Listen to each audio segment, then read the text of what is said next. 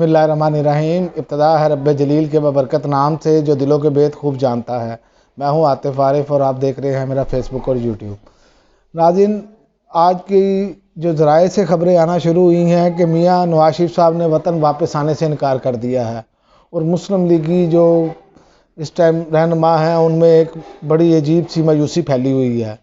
वो इसलिए फैली हुई है क्योंकि ये तो सारे यहाँ पर मिलकर भी अभी तक सियासी मामलात में ये इमरान खान इनको ज़ेर करता चला जा रहा है, क्योंकि सियासत असल होती है अवाम के सर पर। और जो अवामी रद्द-ए-अमल है वो आपने कल भी देखा, मैंने अपने पिछले वीलॉग में भी बताया कि जो रैलियाँ निकली उसमें लोगों का जज्बा और जुनून ऐसे था कि जैसे अब आप सिर्फ लाहौर की मिसाल ले लें, यहाँ पर किसी आप 8-10 साल पीछे चले जाएं, मुस्लिम लीग नून के अलावा तसव्वुर भी नहीं था किसी का। लेकिन इनकी नालायकियाँ और इनकी करप्शन, और जब ये एक्सपोज हो गए तो अब अवामी रद्द-ए-अमल ये है कि अवाम अब इनको देखना भी पसंद नहीं करती। तो अब इन्होंने एक नई कोशिश करनी है। जाहिर है कि इन्होंने तो अपना तमाम जोर लगाने के बावजूद अभी तक ये अवाम को अपनी तरफ राग़ब नहीं कर सके। राग़ब कैसे करेंगे आप? अवाम को रिलीफ किसी किस्म का तो मिल नहीं रहा। वो मैं आगे चल के बताता हूँ आगे इन्होंने क्या किया है। जो मियाँ साहब है ना, मियाँ साहब कभी भी घाटे का सौदा नहीं करते। ये जो उनके चमचे करचे हैं ना, ये इनको पता है, लेकिन उसके बावजूद ये कोशिश कर रहे हैं कि मियाँ साहब इनकलाबी हैं। मियाँ साहब इनकलाबी नहीं हैं। मियाँ साहब हमेशा डील कर कर आए हैं। मियाँ साहब में कोई ऐसा जज्बा नहीं है कौम के लिए। ये जो गलतफहमी आपने पाल रखी है ना, ये वो 3 मरतबा ख़त्म कर चुके हैं, मुआहदे करके जाते रहे हैं। इस मरतबा भी इनको निकाला गया। वो अब सारी चीज़ें रास फाश होना शुरू हो गए। क्योंकि आपको मैं एक बात बता दूं, मियाँ साहब ने नाम ले लेकर जनरल बाजवा को पुकारा, जनरल फैज़ हमीद को पुकारा। एक FIR मुझे दिखा दें उनका इस मसले पर। एक FIR नहीं दर्ज हुई। और देखें आप आजम स्वाति के साथ, देखें आप शहबाज गिल के साथ क्या हो रहा है। ये मामलात हैं इनके। और कह रहे हैं जी मियाँ साहब इनकलाबी हैं, और मियाँ साहब चाहते हैं जी कानूनी तौर पर मुझे रिलीफ मिले तो मैं वतन वापस आऊँ। जेल जाने से डरते हैं मियाँ साहब। और मियाँ साहब की बेटी जो छोटी सी सर्जरी कराने गई थी वो भी, क्योंकि इनको पता है कि अगर इनको ये कानूनी तौर पर रिलीफ ना मिला तो इनके लिए मुश्किलात खड़ी हो जाएंगी, क्योंकि ये तो लुथड़े पड़े हैं करप्शन में। लेकिन ये तो सोचना चाहिए इनके वर्कर्स को कि मियाँ साहब क्यों डील करके भाग जाते हैं। इमरान खान भी तो यहीं पे मौजूद है ना इस टाइम। गोलियां भी लगी, पर्चे भी उस पर हैं, सब कुछ है, लेकिन वो इसी मुल्क में मौजूद है। जब बाप का जीना मरना इस कौम के साथ होगा तो फिर ऐसा नहीं होता। फिर बंदा खुद ब खुद आता है, बंदा कहता है कि नहीं मैंने अपने मुल्क में ही रहना है। इनका तो भाई वतन जी है ही नहीं।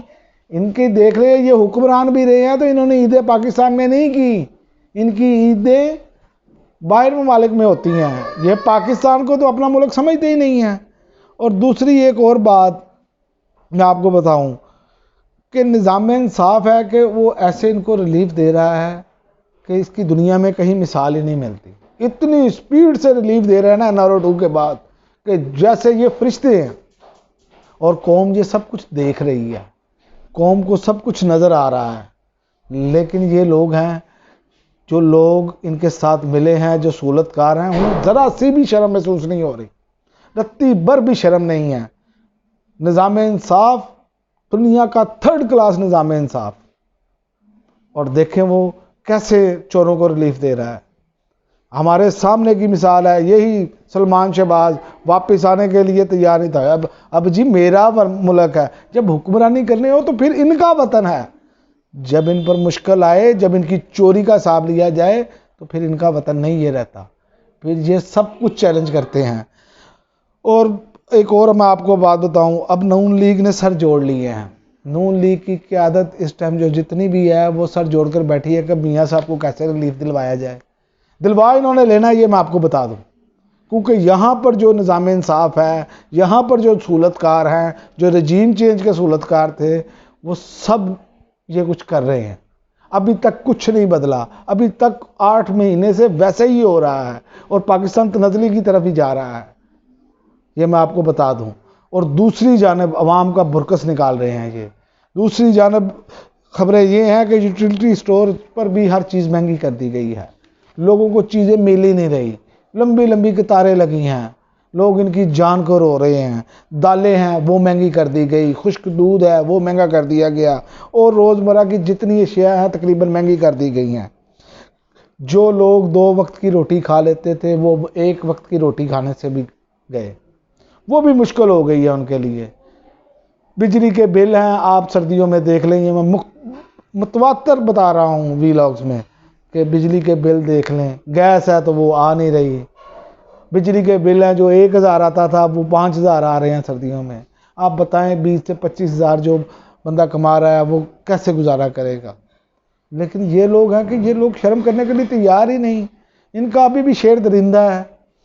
और एक और बात मैं आपको बताऊं, लोगों को इतना ज़्यादा इन्होंने मजबूर कर दिया गया है कि लोग बेचारे अपनी जो चीज़ें पड़ी हैं ना वो भी बेच बेच के गुजारा कर रहे हैं। और अंदाज़ा करें कि जब मियाँ शहबाज शरीफ साहब ने नारा लगाया था ना, मैं अपने कपड़े बेचकर भी आटा लेकर दूंगा, तो कपड़े बेचने के बाद जो आटे का थैला है ना वो कितने का है, तो कपड़े बेचने से पहले जब इमरान खान था तो आटे का थैला कितने का था। यहाँ पे आप इसी का सिर्फ मुआजना कर लें।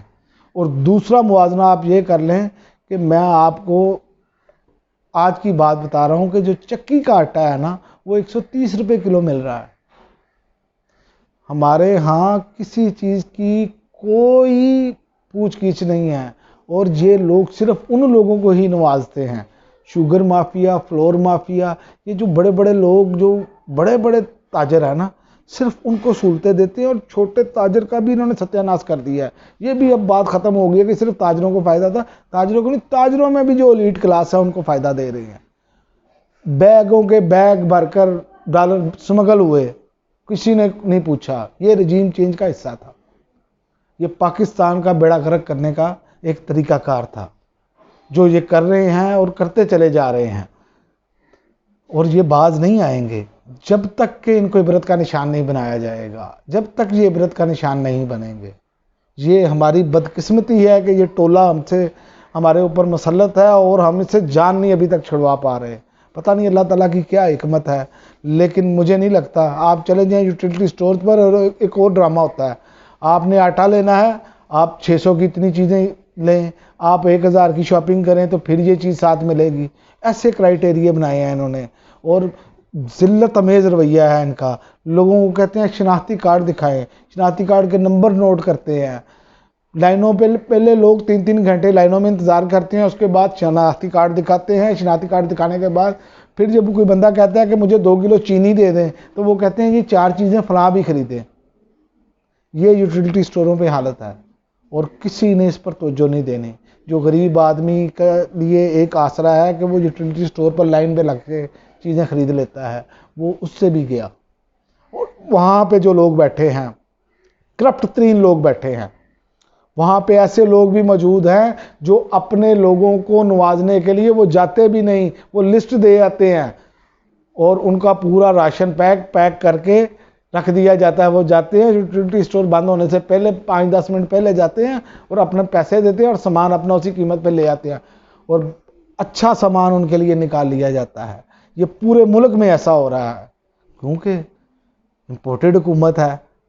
इन्होंने इस अवाम का तय करके आए थे कि बेड़ा गर्क करना है, इस मुल्क का सत्यानाश करना है, वो करते चले जा रहे हैं। और आखिर में आपको एक और बात बता दूं, पहले तो लोग डॉलर खरीदने के लिए भाग रहे थे, लेकिन अब लोग डॉलर्स की बजाय सोना खरीदना शुरू कर दिया लोगों ने, क्योंकि इम्पोर्टेड हुकूमत ने डॉलर देने ही बंद कर दिए हैं। बैंकों पर पाबंदी है, बैंक नहीं दे रहे डॉलर, आपको 250 का भी डॉलर नहीं मिल रहा। अब तक के लिए इतना ही, इजाज़त दीजिए। अल्लाह हाफिज़। पाकिस्तान जिंदाबाद।